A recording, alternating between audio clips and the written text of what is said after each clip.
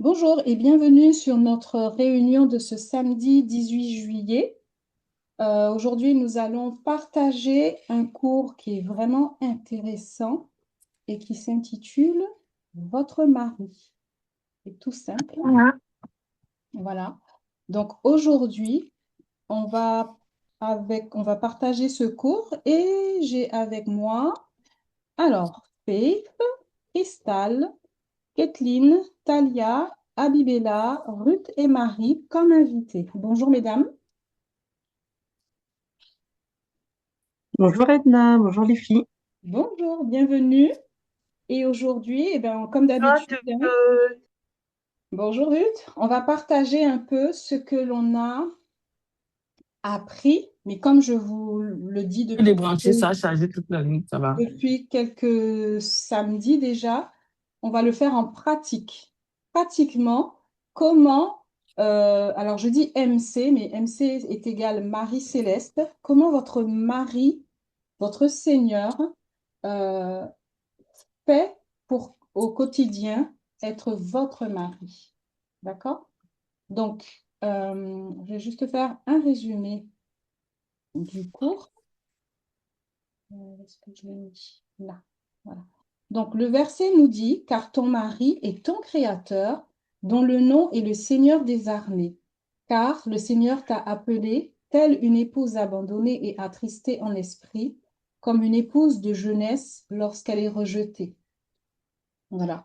Et dans Ésaïe 54, il nous rappelle vraiment que c'est lui qui est notre mari. Je ne sais pas pour vous, mais la première fois que j'ai lu ce texte, j'étais au tout début de ma restauration et j'étais perdue, j'étais seule, je me croyais être abandonnée et je suis littéralement tombée sur ce passage que je ne connaissais pas.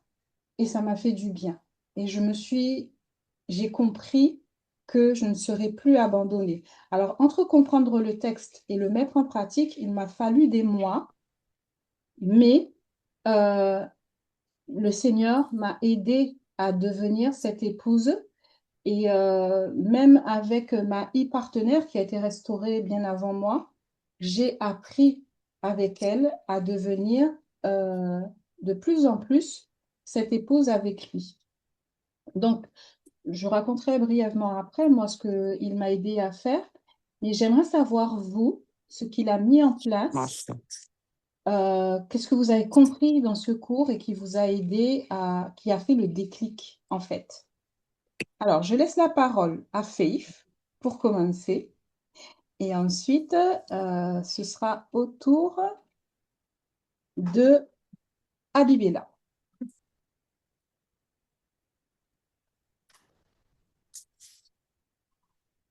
Faith, on t'écoute?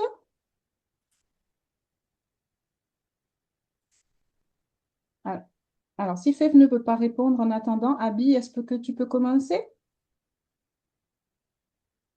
Ah non. Ruth?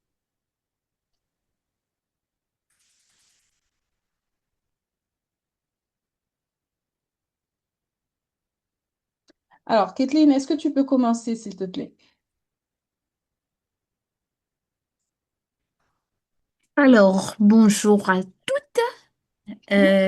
Alors, par rapport à ce verset, comme tu dis si bien, en fait, quand j'ai lu, j'ai compris. Au départ, je ne comprenais pas vraiment ce que c'était le mari céleste. Je savais que Jésus revenait en tant qu'un époux.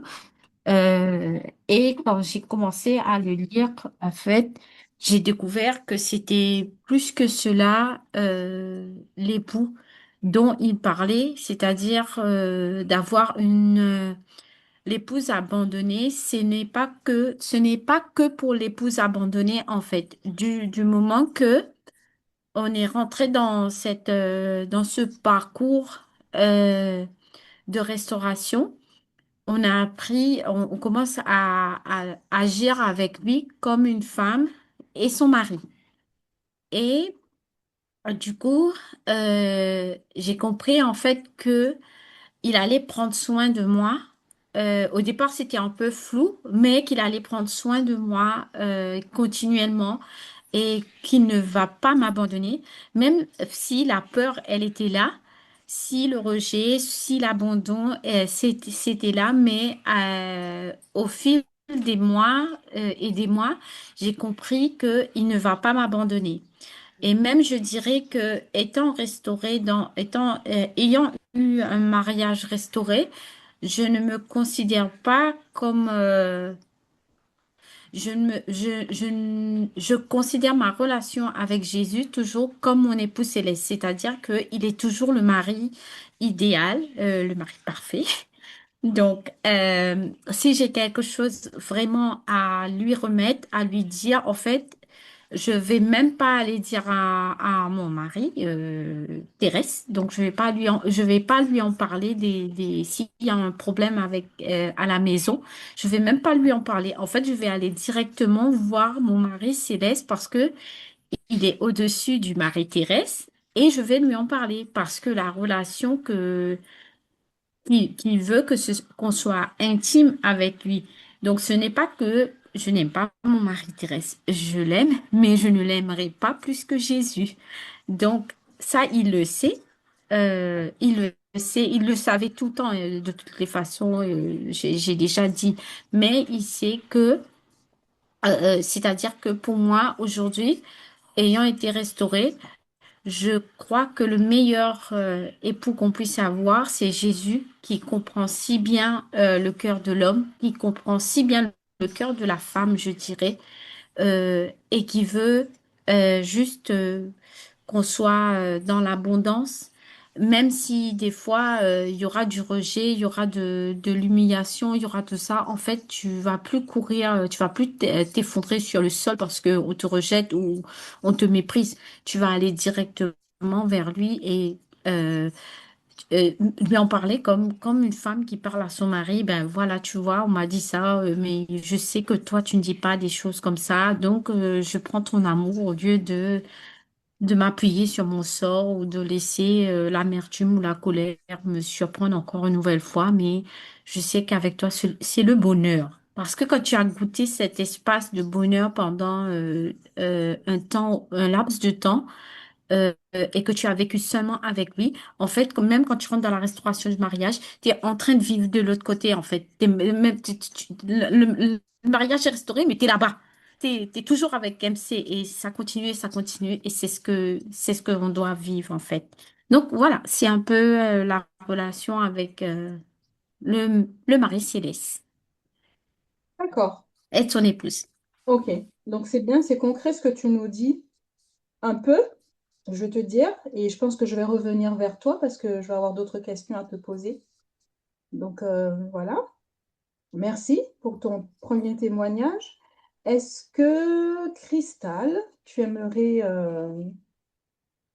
nous dire, toi, comment hein, s'est passée ta rencontre avec lui et comment tu perçois aussi ben, cette vie en tant qu'épouse de Jésus, tout simplement? Ben, moi, au début, c'est un peu comme Kathleen. Je connaissais Jésus qui doit revenir, l'époux qui doit revenir chercher son épouse, mais c'était donc l'Église de manière avec un grand E. Pour moi, c'était pas quelque chose d'individuel, de personnel. Et pareil, au début du parcours, il m'a fait tomber aussi sur ce verset d'Ésaïe 54 où il parle d'être mon époux. Et j'ai trouvé ça dingue, parce que je me suis dit, non, mais en plus, ça dit bien le Créateur, l'Éternel des armées. J'ai dit, mais c'est impossible. Comment il peut être mon époux? Et au début, il n'a pas été mon époux. Il a été plein de choses, plein de belles choses, mais pas mon époux. Il a été un père, il a été un sauveur. Après, j'ai commencé à comprendre la notion aussi de Seigneur parce que souvent, on parle de lui comme c'est le sauveur, il est mort pour nous. Mais après, Seigneur, j'ai compris que Seigneur de ma vie, qui doit gérer ma vie complètement. Et petit à petit, en vivant des choses avec lui, ça a commencé à glisser vers l'époux. Parce qu'il répondait à des choses dans mon quotidien qu'un MT, entre guillemets, fait. Mais lui, il les faisait d'une manière bien plus profonde, bien plus parfaite, bien plus belle, avec sans jugement, avec de l'amour, de la bonté, de la fidélité. Et petit à petit, j'ai commencé à me rendre compte qui prenait de plus en plus de place dans ma vie, dans mon cœur, dans mes pensées. Et un jour, j'ai commencé à lui dire, mais en fait, c'est de l'amour. C'est de l'amour, moi, que je commence à avoir pour toi. Et je voyais ça avant comme un amour, euh, voilà, je vais dire ça, mais je sais pas si vous allez me comprendre, c'est l'amour biblique, en fait, l'amour un peu éloigné, où Dieu, il est sur son trône, il aime l'humanité, il est mort pour tout le monde, voilà. Il n'y avait pas de relation. Et en fait, petit à petit, ça a commencé, comme j'ai dit, à glisser vers une relation. Et concrètement, comment ça se passe? Eh ben, je me réveille, c'est lui, je lui parle à lui, euh, je raconte mes peines, je raconte mes joies, je pense à lui. En fait, je lui écris des choses parfois aussi. Donc, je fais appel à lui. J'ai de plus en plus conscience de lui dans ma vie, dans mon quotidien, en fait. Pas qu'un seul jour de la semaine comme avant, mais c'est plusieurs fois dans la journée. Et au début, ça me dérangeait parce que pour moi, c'était un exercice. Il fallait que je m'exerce à penser à lui. Et en lisant le cours, je sais plus si c'est dans ce cours-là ou dans un autre, mais enfin, même avant de lire le cours, j'avais commencé à comprendre, je pense que c'est le Seigneur qui m'avait révélé ça, que au début, avant le péché, l'homme communiait tout le temps avec lui. C'était naturel, en fait. Mais à cause du péché, c'est plus devenu naturel. Il y a eu une cassure. Et donc, il m'a dit, le fait que tu t'exerces à vouloir me chercher, c'est pas mal en soi. Moi, au début, ça me culpabilisait. Je dis, mais pourquoi j'arrive pas à y penser d'une manière naturelle? Pourquoi je dois faire un effort? Mais en fait, c'est comme ça. J'ai compris que c'est comme ça.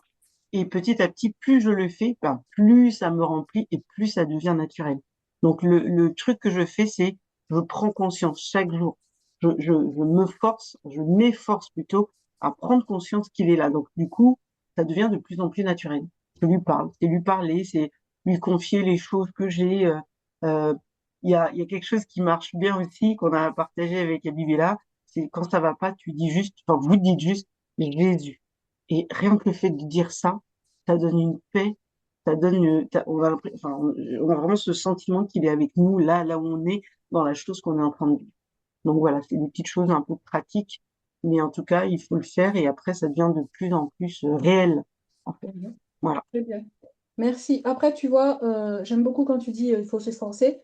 Mais en fait, il faut comprendre que quand on arrive sur ce parcours, il y a des choses qui sont des idées reçues qu'on a, des choses qui sont en nous et qu'il faut évacuer.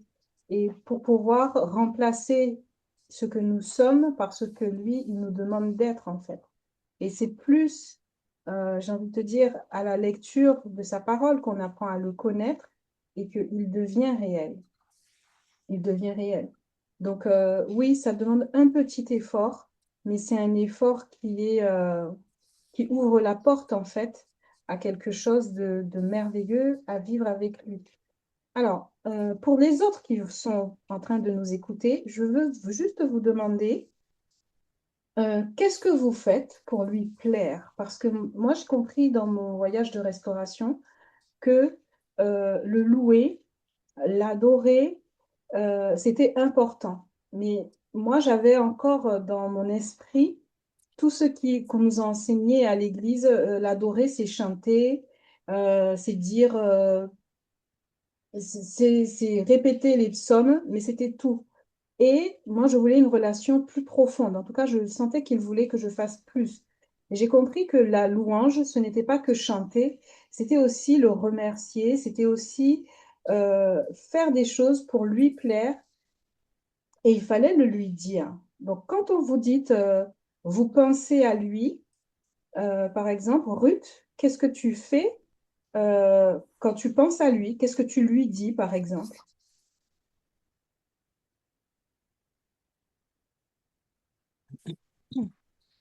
Est-ce que tu Quelqu'une comprends, de, est-ce que tu tu comprends me la notion de penser à lui? Qu'est-ce que ça veut dire? Tu me parles à moi, Edna? Oui, oui, c'est Oui, à non, toi. non, parce que moi, non, c'est pas ça, je vous écoute. Et en même temps, je viens d'arriver à la maison, c'est à cause de ça. Je D'accord. faisais des trucs en même temps, je vous écoute seulement, excuse-moi. Quand tu me dis penser à lui, pour moi, c'est de lire sa parole, même un verset, et de le méditer, de le remuer à chaque pas, de rester, de vouloir comprendre qu'est-ce qu'il veut me dire à travers sa parole D'accord, et de rester tranquillement. Je le laisse parler en moi. d'accord. Ok, donc Pour en moi, fait, si je c'est ça. comprends Pour moi, bien, c'est penser, quand penser à lui, c'est de le laisser penser, comme si de le laisser, de me laisser immerger en lui et comprendre ce qu'il veut me dire à travers sa parole. ok, j'ai compris. Alors, pour vous, pour toi en tout cas, peut-être d'autres femmes, pour vous, penser à lui, c'est écouter ce qu'il a à nous dire. Et pourquoi ce ne serait pas lui dire à lui ce que tu penses de lui? Et ça aussi, Il y a c'est bien aussi de lui dire comment, une sorte d'adoration, qu'il est fidèle, qu'il est mon refuge, il est mon sauveur, il est celui, l'appui, à qui je me tiens. C'est aujourd'hui, je me peux vaincre à cette situation, que ce soit à la restauration, même les situations avec les enfants, à la maison et tout, même au travail.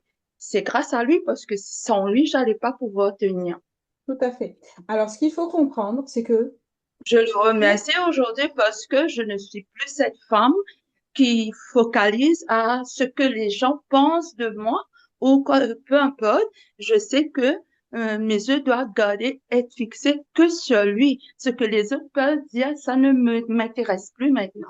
Je sais d'accord. ce que mon Dieu me dit et je fais Mhm. ce que lui il me dit de faire. Ok, je te remercie. Donc, en fait, il faut comprendre que penser à lui, c'est aussi une forme d'adoration. Pas seulement méditer, mais aussi lui dire euh, qu'on l'aime, pourquoi on l'aime. OK? Donc, j'ai une autre question. Euh, comment faire la liste de mes désirs? Alors, moi, j'ai appris avec ma e-partenaire qu'il fallait pas juste, ce que je vous ai dit, hein, l'adoration, mais apprendre à s'intéresser à qui il est, parce que nous, on a compris qui il est pour nous. Un sauveur, un seigneur, un mari, mais dans un mariage, ça va dans les deux sens. Donc, je dois lui apporter quelque chose pour que lui aussi puisse m'aimer et pour que je puisse le remercier de cet amour aussi, voyez? Donc, moi, ce que j'ai compris, c'est qu'il faut aussi faire des choses avec lui, des choses qui vont me permettre de le remercier, d'accord? Donc, il ne faut pas avoir peur dans votre quotidien de lui demander de faire des choses avec vous et de vous laisser et de le laisser vous surprendre. Parce que ces surprises-là vont vous lier en fait. Et plus vous les ferez au quotidien et moins vous ne penserez à la situation que vous vivez. Puisque lui, de son côté, il vous a dit il s'en occupe. Voilà. Donc, pour finir, j'aimerais que Elsa, tu partages avec nous comment toi tu vis aussi cette relation avec le Seigneur et le Ben, mari. bonjour à Il reste, toutes. alors je te dis, hein, il reste exactement 5 minutes. Je pense que je vais parler autant. Alors, premièrement, bonjour à toutes. En fait, je lui parle dès le matin. C'est la première personne à qui je parle en me Mhm. réveillant. Je lui parle la journée. Je lui exprime mes désirs. Je le remercie pour ce qu'il fait dans ma vie. Je le remercie pour tout ce qu'il me donne, que ce soit matériel ou immatériel. Pour tout ce qu'il m'a donné au travers de ce voyage. J'essaye de faire les choses, on va dire à son image. C'est peut-être dire beaucoup, mais en même temps, d'être bonne avec les autres, d'être à l'écoute, d'essayer de comprendre, d'éviter de juger surtout les autres, essayer de ne pas juger les situations de façon trop hâtive et même dans les épreuves, me dire qu'en fait, il y a une raison à cette épreuve ou il y a une raison à ce qui se passe là, parce qu'en fait, c'est au travers de ça qu'il va agir pour telle ou telle chose. Donc, essayer d'éviter de ressasser le négatif, parce qu'en fait, en ressassant le négatif, on se blesse toute seule. Mhm. Donc, ressasser toutes les choses positives qu'il fait, le remercier pour tout ce qu'il m'a donné et le reconnaître dans toutes mes voies. Je pense que c'est ce que je fais. D'accord. Voilà. Alors, je voulais juste rebondir un peu sur les épreuves. Je vais vous dire de ne pas voir les épreuves comme quelque chose d'horrible ou de difficile, parce que déjà d'une, il a toujours dit qu'il ne nous abandonnerait pas. Par contre, une épreuve, c'est toujours un test qui arrive suite à quelque chose qu'il nous a enseigné, quelque chose qu'on a lu dans la parole le concernant, ou une attitude, un principe à apprendre, il va y avoir un test. D'accord? Donc, ne voyez pas les épreuves comme quelque chose de difficile, voyez-les comme il me teste. Mais même Une si je phase l'échoue, d'apprentissage. même si j'échoue à cette épreuve, il va me la redonner et jusqu'à ce que je puisse le louer. D'accord? Voyez les épreuves comme des futures louanges, en fait. D'accord? En fait, ce que j'ai compris dans ce que tu dis, c'est que c'est ta façon de lui plaire en lui donnant des gratitudes, en le remerciant. Et c'est vrai que prendre le temps chaque jour de le remercier pour tout ce qu'il fait pour nous, eh ben, c'est une forme, c'est de l'amour en fait envers lui. Et ça, Et, il aime et beaucoup. et Donc, je peux dire aussi que je témoigne quand j'ai l'occasion de ce qu'il a fait pour moi aussi. d'accord. Ok. Je dis oui, c'est grâce à Dieu si, c'est grâce à MC si, ou quand je témoigne, qu'on est avec les e-partenaires, parce que j'en ai plusieurs, quand on est avec les e-partenaires, eh bien, on témoigne de ce qu'il a fait, on s'appuie sur la parole, on utilise les versets pour s'encourager, on se rappelle de ce qu'il dit et que toutes ses promesses, il les réalise, quel que soit le temps que ça prend. Oui. Je veux vous dire de ne pas oublier de faire les cours. Les cours sont très importants. Remplir votre journal de restauration aussi, c'est important. Euh, Parce que ça nous permet d'avoir plus tard, de revoir un peu ce qu'il a fait avec nous sur notre chemin de restauration et ce que l'on a compris. Parce que quand on le continue, des fois, il y a des choses que l'on oublie. Mais le fait de les relire va nous dire, ah oui, donc là, c'est vrai que ce sont des occasions pour le louer, en fait. Tu m'as aidé à faire ça. C'est comme tout à l'heure, je vous parlais au sujet de ma dette que je dois rembourser. Et ce n'est plus de l'inquiétude, ce n'est plus de la peur, c'est de la joie.